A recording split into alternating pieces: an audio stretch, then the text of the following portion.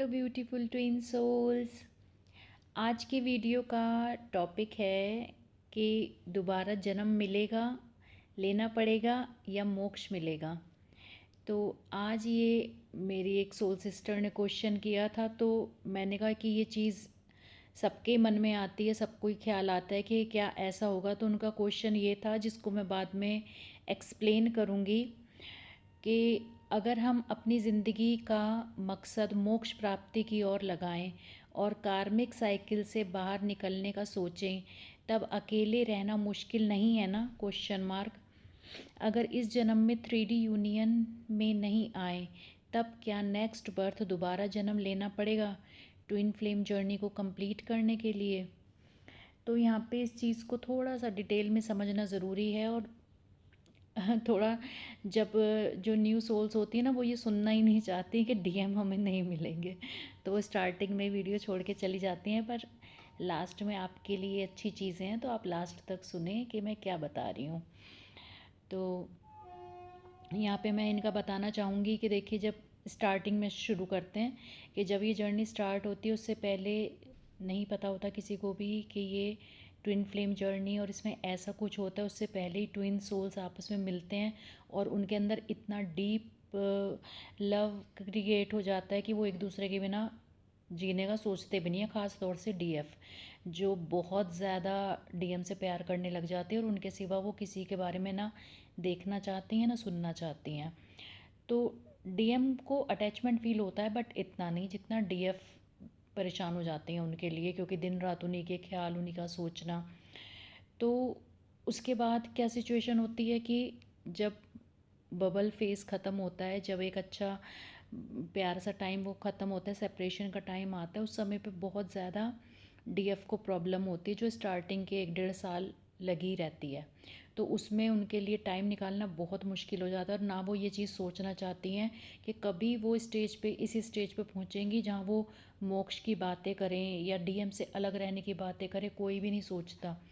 In fact सब ये सुनना ज़्यादा पसंद करते हैं कि डीएम कब आएंगे, उनकी कॉल कब आएगी, उनका मैसेज कब आएगा। पर हमें हर चीज़ की हकीकत पता होनी चाहिए। तो यहाँ पे मैं वही आपको अब बताने जा रही हूँ कि देखिए, एक टाइम ऐसा आता है जब 1.5 साल डीएफ को अपने ऊपर वर्क करते करते हो जाता है, 2 साल हो जाते हैं। उसके बाद धीरे धीरे वो डिटैचमेंट की तरफ जाती है।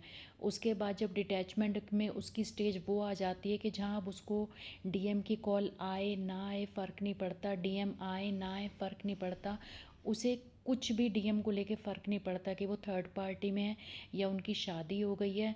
तो वो डिटैचमेंट की स्टेज ऐसी होती है जहाँ आप डीएफ को किसी चीज़ का कोई फ़र्क नहीं पड़ता।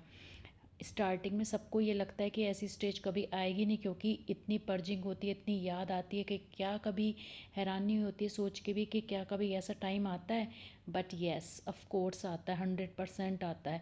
और हर डीएफ की लाइफ में वो दिन आता है जब वो डीएम के लिए क्रेविंग करना बंद कर देते हैं। पर इसका एक प्रोसीजर है जो डिवाइन खुद उस प्रोसीजर तक ले जाते हैं। आप ये काम ज़बरदस्ती नहीं कर सकते कि आप सोचो मैं डीएम को भूल जाऊँ और आप भूल जाओगे, ऐसा नहीं होता। तो अगर आपको ये है कि मोक्ष की प्राप्ति है ना, पहले मोक्ष की प्राप्ति कर लेते हैं कि जो डीएफ उस डिटैचमेंट पे पहुंच के, जब उन्हें कोई क्रेविंग नहीं होती, अब उनकी क्रेविंग क्या होती है कि उनका सारा प्यार भगवान की तरफ लग जाता है, ऊपर वाले की तरफ लग जाता है। अब वो इस दुनिया के हर रंग रूप को देख चुकी हैं, इतने कार्मिक लेसन देख चुकी हैं, फैमिली से ट्रिगर, कभी सोसाइटी से, कभी फ्रेंड सर्कल में, डीएम से। तो उन्होंने दुनिया के एक तरीके से हर रंग देख लिए होते हैं। उसके बाद वो डिटैचमेंट में आ जाती हैं। इसका मैं एक छोटा सा एग्जांपल दूंगी। जब जब छोटे हम होते थे, अपने पेरेंट्स के साथ मेला घूमने जाते थे, कितना एक्साइटमेंट रहता था, अरे ये भी देखना है, ये भी देखना है, झूला भी झूलना है, कुछ खाना भी है, सब कुछ करना है। और जब 1-2 घंटे में सब कुछ देख लेते थे, मन भर जाता था, दिल करता था नहीं अब घर चलो पापा, अब घर चलो, अब दिल नहीं लग रहा। मेला वही है, बस क्या है कि हमें डिटैचमेंट हो गया कि हाँ हमने सब कुछ देख लिया, अब कुछ देखने के लिए हम बचा नहीं है। तो सेम यही हमारा हाल अब हो जाता है इस टाइम पे, जब हम डिटैचमेंट में आ जाते हैं कि हाँ ये जो दुनिया का मेला था ये हमने देख लिया, सारे इसके रंग देख लिए, अब बस अपने घर वापस जाना है, अपने भगवान जी के पास वापस जाना है। और इतनी लगन लग जाती है कि कब वो दिन आएगा कि हाँ इस दुनिया से जाएं और ऊपर भगवान में जाके मर्ज हो जाए हमारी आत्मा। तो वो टाइम आता है, अगर तो वो टाइम आपका आ गया कि आप डिटैचमेंट में हो फुली, आपकी अब कोई भी डिज़ायर नहीं है, किसी भी तरीके की कोई डिज़ायर नहीं है डीएम से शादी करने की, डीएम के साथ रहने की, उनके साथ फैमिली अपनी बनाने की। आप सिर्फ चाहते हो हाँ कि मैं मोक्ष की तरफ जाना चाहती हूँ, तो आप 100% मोक्ष को ही प्राप्त करोगे।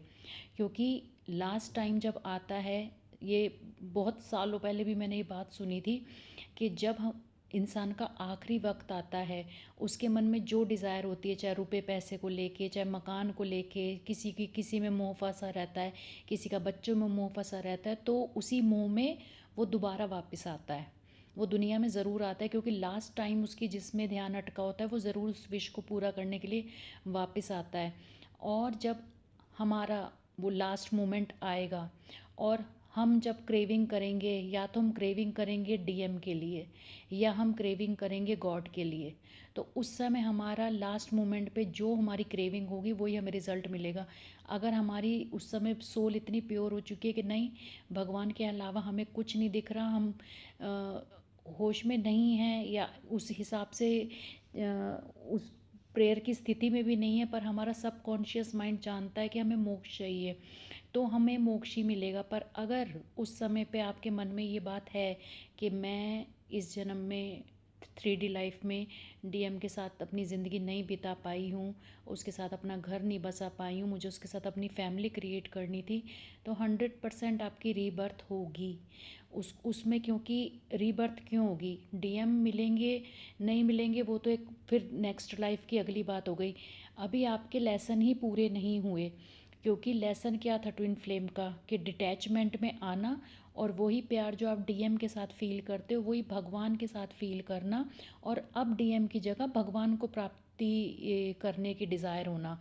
पर वहाँ तक तो हम जो नहीं पहुँच पाए, चाहे हम ही होंगे उसमें, अगर हम वहाँ पे नहीं पहुँच पाए तो उसके बाद फिर वो हमारे नेक्स्ट लाइफ में फिर वो लेसन स्टार्ट हो जाएंगे। फिर हमें उस पोजीशन तक पहुंचना पड़ेगा कि हाँ डिज़ायर हमने फिर सारी, जब तक हमारे अंदर से ये सारी डिज़ायर ख़त्म नहीं होंगी ना, तो ये चीज़ चलती रहेगी। तो अब ये डिज़ायर आपको नेक्स्ट बर्थ में ख़त्म करनी है या इसी बर्थ में ख़त्म होगी, क्योंकि कुछ चीज़ें हमारे हाथ में नहीं होती, हम चाहे जितनी कोशिश कर लें, हो सकता है इस जन्म में ना ख़त्म हो हमारी डिज़ायर, तो नेक्स्ट बर्थ होगा ही होगा। और अगर हमारी डिज़ायर ख़त्म हो गई कि हमें भगवान ही चाहिए, तो हमें मोक्ष मिलेगा ही मिलेगा। तो ट्विन फ्लेम जर्नी कंप्लीट तभी मानी जाएगी जब सब कुछ सरेंडर करके भगवान के आगे, अब भगवान को पाना हमारा उद्देश्य हो जाएगा। तो ये है इसका कंप्लीट आंसर। इस बात का भी आंसर है और कहीं ना कहीं ये इस बात का भी आंसर है कि ट्विन फ्लेम जर्नी का एंड क्या होता है, क्योंकि ये क्वेश्चन मेरे भी माइंड में बहुत टाइम से चल रहा था कि ट्विन फ्लेम जर्नी का एंड क्या होता है। तो अब यही होता है कि जब भगवान से कोई चीज़ आंसर मांगो तो या तो खुद ही वो बात मुंह पे आ जाती है या खुद ही वो बात दिमाग में आ जाती है। तो हो सकता है इस समय भगवान ही मेरे मुंह से ये बात कहलवा रहे हों कि ट्विन फ्लेम जर्नी का अंत यही होता है कि जब हमने अपनी डिज़ायर सारी अपने कंट्रोल में कर ली, अब हमारी कोई भी डिज़ायर नहीं है, हमारी डिज़ायर ज़ीरो हो चुकी है, तो अब हम भगवान को पाने के लायक हैं, क्योंकि अब हमारी डिज़ायर सिर्फ भगवान है, तो हम भगवान की तरफ जाएंगे। तो शायद यही है ट्विन फ्लेम जर्नी का एंड।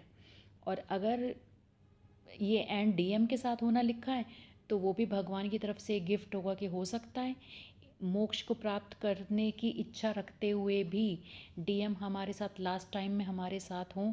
वो कहते ही हैं कि जब आप अपनी जर्नी अच्छे से कंप्लीट कर लोगे, आपकी डिज़ायर ही नहीं रह जाएगी डीएम के साथ रहने की, तो गॉड डीएम को एज अ गिफ्ट आपको दे देते हैं कि ठीक है, तुमने मेरे कहने पे सब कुछ बहुत अच्छे से किया, अब ये डीएम जो है तुम्हें नहीं चाहिए, तब भी मेरी तरफ से गिफ्ट है। तो यहाँ पे अपना दिल छोटा ना करें वो लोग जो डीएम के साथ भी रहना चाहते हैं, तो हो सकता है कि डीएम लास्ट टाइम पे उनको मिल जाए। बट इसमें सबसे अच्छी बात यह है कि उस समय डिज़ायर कुछ नहीं होगी, अपने मन में डिज़ायर नहीं है उसको पाने की, मिल जाएगा तो वो भगवान की मर्ज़ी है।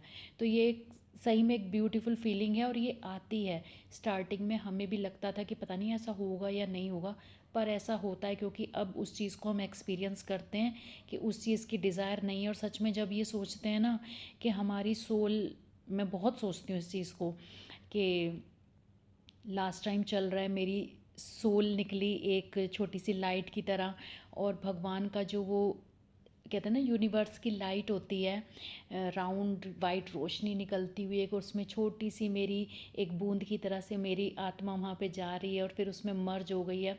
तो वो चीज़ मुझे अंदर तक इमोशनल कर देती है और मैं सही में रोने लग जाती हूँ वो चीज़ सोच के कि मेरी सोल भगवान में मर्ज हो गई हमेशा के लिए। अब मुझे इस धरती पे नहीं आना है। जो चीज़ें मैंने इस जन्म में फ़ील की, अब मुझे वो किसी भी जन्म में फ़ील नहीं करनी है। तो अब मैं सुखी हो गई हूँ हमेशा के लिए। तो मैं उस चीज़ को यहाँ भी फ़ील करती हूँ ना, तो मैं इमोशनल हो जाती हूँ। तो मैं यही बताना चाहती हूँ कि इसका आंसर यही है। और अगर आपको कोई अच्छा आंसर मिलता है या आपकी समझ में कुछ आता है तो प्लीज़ कमेंट करके ज़रूर बताइएगा। God bless you all the best.